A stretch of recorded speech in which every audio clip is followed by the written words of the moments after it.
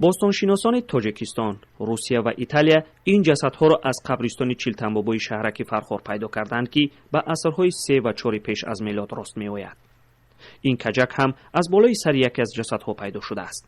ҳоло дақиқ карда нашудааст, ки ин гӯшвора аст ё чизи дигар. дар натиҷаи кофтуковҳои археологӣ аз қабати болоии сари амун ҷасад як курчок меган ба русӣ вай пайдо намуданд, каҷак, ва то ҳол аниқ нашудааст ки вай чиз аст ва чӣ нест.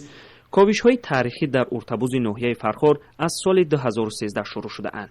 дар ин 9 сол даҳҳо нигора ва ҷасадҳои одамон пайдо шудаанд.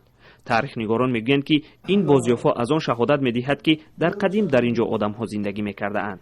ҳар шаҳрое ки мебинем ки тараққӣ кардаанд, чӣ хеле ки дар Миср дарёи Нил, дар Зарафшон бибинед ки чӣ хеле ки Саразви Панҷакен, дар Фархор бибинед ки дарёи Панҷ, дар ин соилҳои дарёҳо, дар обҳо тамаддунҳо тез тараққӣ мекарданд, чунки об ин манбаи ҳаёт аст ва мардум дар наздикии об роҳат зиндагонӣ мекунад.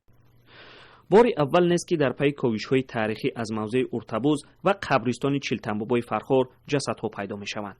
бостоншиносон соли 2016 дар пайи ковишҳо 2 ҷасадеро пайдо карда буданд, ки ба асри 12-11 пеш аз милод рост меомад. инчунин дар ҳар ковиш аз паҳлӯи ҷасадҳои пайдошуда сангҳо ва муҳраҳо ва бархе олоти мисин ёфт шудааст. дар пайи ковиши ахир ҳам аз паҳлӯи 5 ҷасад муҳра ва кӯзаҳои кулолӣ дарёфт кардаанд.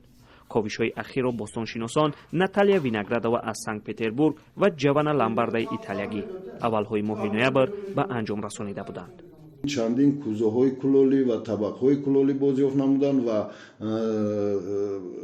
муҳраҳои қимат бозёфт намуданд ва таърихи ин шабоҳат ба он медиҳад, ки 3 ё 2000 сол пеш аз милод вуҷуд доштааст.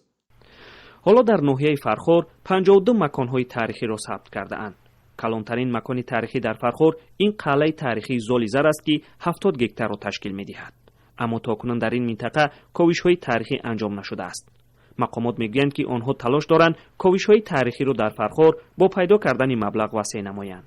ин минтақае, ки кофтукови археологӣ анҷом шуда истодааст, дар рӯ ба рӯи дарёи Панҷ ва вилояти Тахори Афғонистон қарор дорад.